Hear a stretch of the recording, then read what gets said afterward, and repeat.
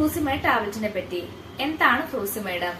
ഹൃദയ സംബന്ധമായ രോഗങ്ങൾ, കിഡ്നി പ്രശ്നങ്ങൾ, ലിവർ രോഗങ്ങൾ ഇവ മൂലം ശരീരത്തിലെ ദ്രാവകം അടിഞ്ഞുകൂടുന്നത് ചികിത്സിക്കാൻ ഉപയോഗിക്കുന്ന ഒരു ലൂപ്പ് ഡയോററ്റിക് ആണ് ഫ്രൂസിമൈഡ്. ഇതിന്റെ കോമൺ ബ്രാൻഡ് നെയിം ആണ് ലാസിക്സ്. 20 mg, 40 mg, 80 mg എന്നീ ഡോസുകൾ ടാബ്ലറ്റ് ഫോമിലും അതുപോലെ തന്നെ ഇഞ്ചക്ഷൻ ആയിട്ടും ഇത് അവൈലബിൾ ആണ്. ശരീരം ഉൽപ്പാദിപ്പിക്കുന്ന മൂത്രത്തിന്റെ അളവ് വർദ്ധിപ്പിച്ചാണ് ഫ്രൂസിമൈഡ് പ്രവർത്തിക്കുന്നത്. ഇത് വീക്കം, ദ്രാവകം നിലനിർത്തുന്നതിന്റെ ലക്ഷണങ്ങൾ എന്നിവ കുറയ്ക്കാനും ഉയർന്ന രക്തസമ്മർദ്ദം കുറയ്ക്കാനും സഹായിക്കുന്നു. ഫ്രൂസിമൈഡ് ഗുളികകൾ നിങ്ങളുടെ മൂത്രത്തിന്റെ അളവ് വർദ്ധിപ്പിക്കുന്നതിനാൽ ഇവയെ വാട്ടർ പിൽസ് എന്നും വിളിക്കുന്നു. കൺജക്റ്റീവ് ഹാർട്ട് ഫെയിലിയർ ഉള്ള രോഗികളിൽ ദ്രാവകം അടിഞ്ഞുകൂടുന്നത് കുറയ്ക്കാൻ ഇത് സഹായിക്കുന്നു.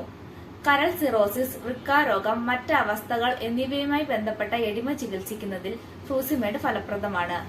ഉയർന്ന രക്തസമ്മർദ്ദം കുറയ്ക്കാൻ ഇത് ഉപയോഗിക്കാം, പലപ്പോഴും മറ്റ് ആന്റി ഹൈപ്പർടെൻസീവ് മരുന്നുകളുമായി സംയോജിച്ച്. ശ്വാസകോശത്തിൽ ദ്രാവകം അടിഞ്ഞുകൂടുന്ന ഒരു അവസ്ഥയാണ് അക്യൂട്ട് പൾമനറി എഡിമ.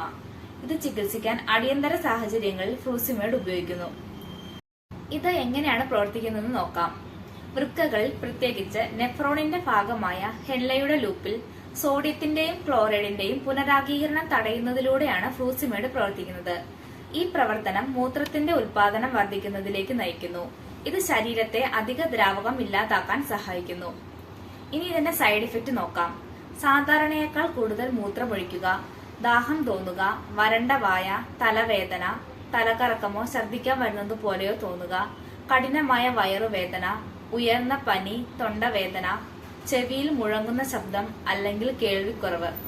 ഇതുകൂടാതെ ഗുരുതരമായ പാർശ്വഫലങ്ങൾ വേറെയുമുണ്ട്.